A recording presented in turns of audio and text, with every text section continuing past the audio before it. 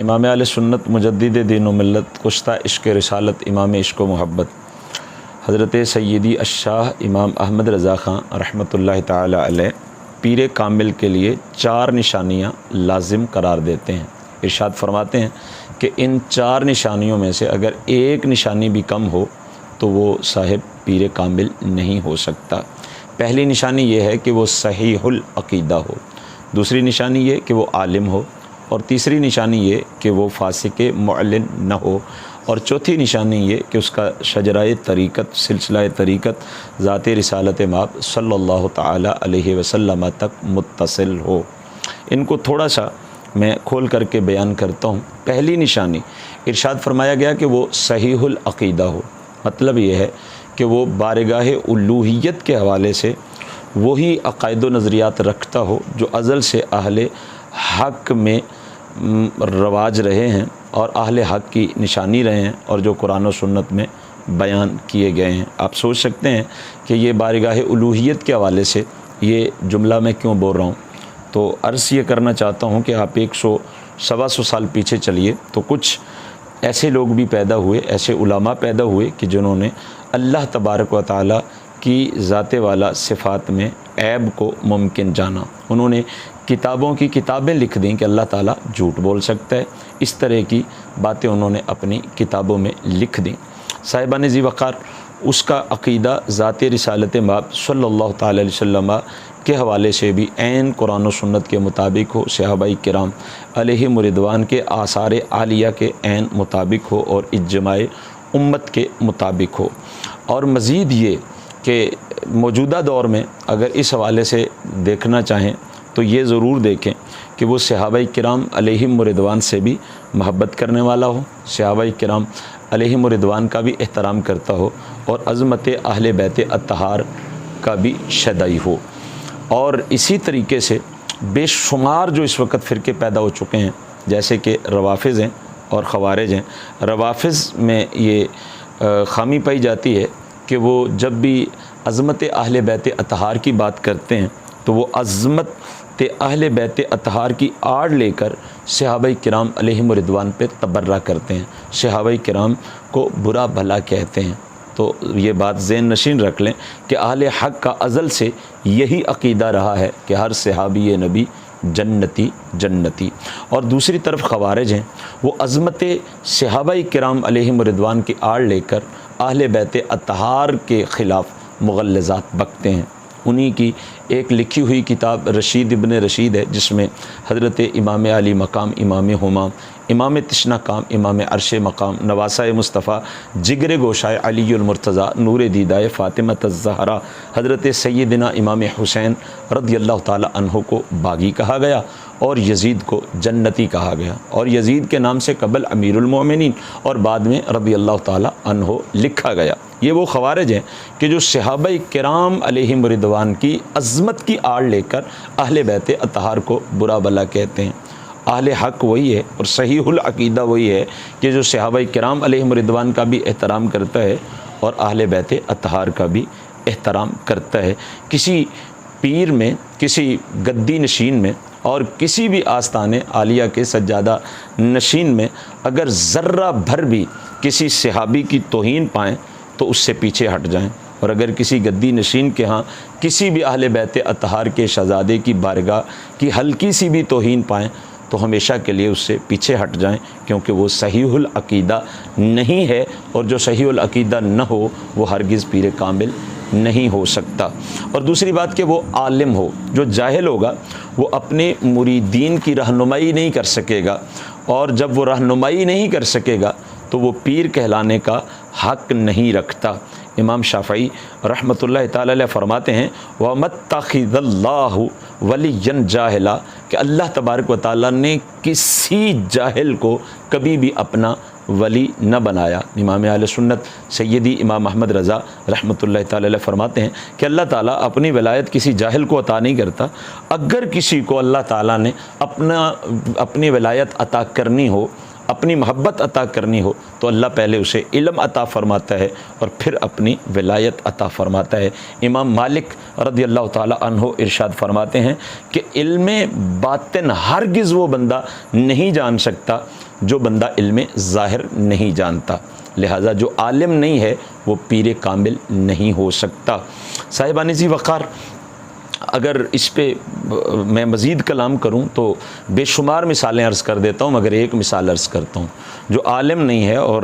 علم جاننے کے لیے سب سے پہلے اللہ تبارک و تعالیٰ کے مقدس قرآن کو پڑھنا لازم ہے۔ قرآن کے بغیر تو دین اسلام کا علم ممکن ہی نہیں ہے۔ تو قرآن مجید برہان رشید کی تلاوت ضروری ہے، تو تلاوت کے لیے بھی علم ضروری ہے، تجوید و قرات کا علم ضروری ہے۔ اگر تجوید و قرات کا علم نہیں ہوگا تو اس کی تلاوت درست نہیں ہوگی، جب تلاوت درست نہیں ہوگی تو نماز درست نہیں ہوگی، جب تلاوت درست نہیں ہوگی تو وہ اس حدیث مبارکہ کے مصداق ٹھہرے گا کہ جس کے بارے میں میرے آقا علیہ السلام نے ارشاد فرمایا کہ بے شمار قرآن پڑھنے والے ایسے ہیں کہ قرآن ان پہ لعنت کرتا ہے۔ تو وہ ایسے ہی لوگ ہیں کہ جو قرآن پاک کو درست نہیں پڑھتے۔ تو جو بندہ سورہ فاتحہ تک درست نہ پڑھ سکے وہ پیر کامل کیسے ہو سکتا ہے؟ امام اہل سنت سیدی امام احمد رضا رحمۃ اللہ تعالی علیہ سے سوال ہوا، حضور ہماری مسجد کا امام ہے، وہ ذال، زا اور ضا میں فرق نہیں کر سکتا، کیا اس کے پیچھے ہماری نماز ہو جاتی ہے؟ تو سید اعلیٰ حضرت رحمۃ اللہ تعالی علیہ نے ارشاد فرمایا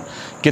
آپ کی پیچھے ہونا تو بڑی دور کی بات ہے، اس کی اپنی نہیں ہوتی۔ تو وہ بندہ جس کو علم تجوید تک نہیں آتا، جس کو تعوذ اور تسمیہ بھی درست سے پڑھنا نہیں آتا، سورہ فاتحہ تک درست سے پڑھنی نہیں آتی، سورہ اخلاص تک درست سے پڑھنی نہیں آتی، وہ بندہ اگر پیر کامل بنا بیٹھا ہے تو وہ صرف جہالت ہی پھیلائے گا، وہ گمراہی پھیلائے گا اور مریدین کو جنت کی طرف نہیں بلکہ جہنم کی طرف لے کے جائے گا۔ تو فرمایا کہ دوسری شرط یہ ہے پیر کامل کے لیے کہ وہ عالم ہو، اگر عالم ہے تو وہ پیر ہو سکتا ہے۔ اور تیسری شرط ارشاد فرمایا کہ وہ فاسق معلن نہ ہو، وہ اعلانیہ گناہ نہ کرنے والا ہو، ایسا کوئی جرم نہ اس کی ذات میں پایا جاتا ہو کہ جس کو سارے دیکھتے ہوں اور وہ ڈھٹائی سے کر رہا ہو۔ صاحبان ذی وقار، آپ سوچ سکتے ہیں کہ یہ کیسے ممکن ہے کہ بندہ گناہ گار ہو اور لوگوں کے سامنے وہ گناہ کرتا رہے، یہ کیسے ممکن ہے؟ ہاں، عرض کرتا ہوں کہ بے شمار ایسے گناہ ہیں، یہ داڑھی شریف کٹوانا اور ایک مٹھی سے گھٹانا یہ حرام ہے، اور بالخصوص فقہ حنفی میں تو کم از کم ایک مٹھی داڑھی شریف رکھنا یہ شرعاً سنت لازمہ متواترہ واجبہ ہے۔ تو اگر کوئی داڑھی منڈا ہے اور اس کے چہرے پہ رسول اللہ صلی اللہ تعالیٰ علیہ وسلم کی سنت نہیں ہے، وہ اگرچہ زمانے بھر کے کرتب آپ کو دکھا رہے، وہ فاسق معلن ہے، اور جو فاسق معلن ہے وہ پیر کامل نہیں ہو سکتا۔ کوئی نماز ادا نہیں کرتا، مریدین میں بھی بیٹھا ہوا ہے، نماز کا ٹائم ہوا، مریدین کو تو کہہ رہا ہے کہ نماز پڑھ لیں اور خود نماز نہیں پڑھتا، تو ایسا بندہ فاسق معلن ہے۔ اگر کوئی خواتین سے بے پردہ ملاقاتیں کرتا ہے اور ان کے پاس بے پردہ بیٹھا رہتا ہے اور ان کی اصلاح نہیں کرتا اور ان کو پردے کی ترغیب نہیں دلاتا اور ان کو اپنے ہاں سے نہیں اٹھاتا، تو ایسا پیر کامل نہیں ہو سکتا، چونکہ وہ فاسق معلن ہے، اور فاسق معلن جو ہے وہ پیر کامل نہیں ہو سکتا۔ یہاں پہ یہ بات بھی عرض کر دوں کہ امام اہل سنت رحمۃ اللہ تعالی علیہ نے لکھا یہ کہ فاسق معلن نہ ہو، کیونکہ فسق تو ہو سکتا ہے، فجور تو ہو سکتا ہے، گناہ تو ہو سکتا ہے، کیونکہ جب میرے آقا صلی اللہ تعالی علیہ وسلم کی ذات والا صفات پہ نبوت کا اختتام ہوا، تو اسی طریقے سے حضور صلی اللہ تعالیٰ علیہ وسلم کی ذات پر معصومیت کا بھی اختتام ہو گیا۔ اب قیامت تک کوئی انسان معصوم نہیں ہو سکتا، تو جب معصوم نہیں ہو سکتا تو امکان خطا بھی موجود ہے، وقوع خطا بھی ممکن ہے، بندہ گناہ کر سکتا ہے، چھوٹا یا بڑا کر سکتا ہے، مگر جب وہ اس پہ بضد ہوگا، مصر ہوگا، اور جب وہ مستقل اس گناہ کو اپنائے رکھے گا تو وہ فاسق معلن ہوگا، اور جو فاسق کہ معلن ہوگا وہ ہرگز پیر نہیں ہو سکتا۔ یہیں پہ میں عرض کرنا چاہوں گا کہ امام اہل سنت رحمۃ اللہ تعالی علیہ پہ یہ الزام دینا کہ یہ جی بریلی والے نے پیری مریدی کا سلسلہ شروع کیا تھا، یہ جتنے 2 نمبر لوگ ہیں، جتنے 420 نمبر لوگ ہیں، جتنے جعلی پیر ہیں، داڑھی منڈواتے ہیں، نمازیں نہیں پڑھتے ہیں، بھنگ پیتے ہیں، چرس پیتے ہیں، نشہ کرتے ہیں، بے پردہ عورتوں سے ملتے ہیں اور عورتوں کی عصمت دری کرتے ہیں، تعویذ دھاگے کے بہانے وہ لوگوں کی عصمتوں کو ادھیڑ کے رکھ دیتے ہیں اور لوگوں کے مال پہ ڈاکے ڈالتے ہیں، تو یہ الزام ہے۔ آپ سن رہے ہیں کہ امام اہل سنت رحمۃ اللہ تعالی علیہ بڑے واضح انداز میں فرما رہے ہیں کہ جس میں یہ 4 نشانیاں پائی جائیں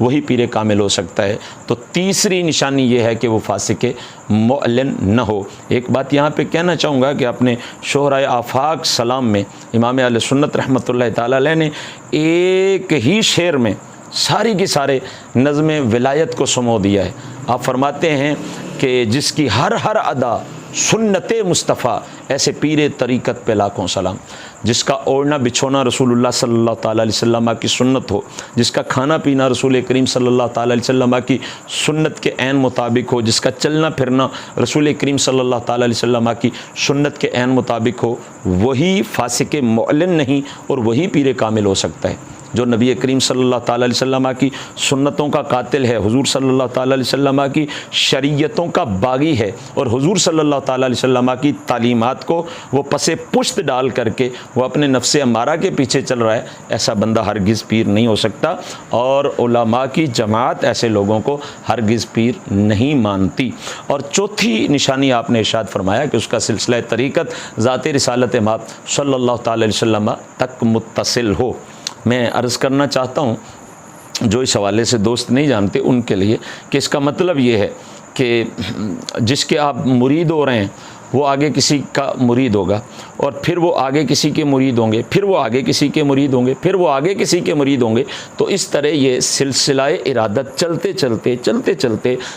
چلتے ذات رسالت مآب حضور جانے جانا صلی اللہ تعالیٰ علیہ وسلم تک پہنچتا ہو۔ جس کا سلسلہ منقطع ہو، کٹا ہوا ہو، وہ بندہ بھی پیر نہیں ہو سکتا۔ ہم نے بے شمار عصر حاضر میں ایسے لوگوں کو دیکھا ہے جن کا خود اپنا پیر کوئی نہیں ہوتا، مگر ہزاروں نہیں لاکھوں مرید اس کے ہوتے ہیں۔ اس کا سلسلہ طریقت بھی ذات رسول کریم صلی اللہ تعالیٰ علیہ وسلم تک متصل نہیں ہوتا۔ ہم نے ایسے پیروں کو بھی دیکھا ہے کہ جو ہزاروں مرید بنانے کے بعد وہ پیر کی تلاش کر رہے ہوتے ہیں۔ جب وہ پڑھتے ہیں کہ امام اہل سنت رحمۃ اللہ تعالیٰ علیہ نے فرمایا کہ ایسا بندہ پیر کامل نہیں ہو سکتا کہ جس کا سلسلہ طریقت ذات رسول کریم صلی اللہ تعالیٰ علیہ وسلم تک متصل نہ ہو، تو پھر وہ مرید ہونے کی جستجو کرتے ہیں۔ صاحبان ذی وقار، اپنے ایمان کو داؤ پہ نہ لگائیے، اور یہ ایمان کا مسئلہ ہے۔ ہم یہ 2 رکعتی نماز میں امام کے بارے میں کتنی چیزیں دیکھتے ہیں، کتنی تحقیق کرتے ہیں، کتنی تفتیش کرتے ہیں۔ یہ داڑھی منڈا تو نہیں، اس کی داڑھی چھوٹی تو نہیں، یہ فلمیں تو نہیں دیکھتا، یہ ڈرامے تو نہیں دیکھتا، یہ فلاں کام تو نہیں کرتا۔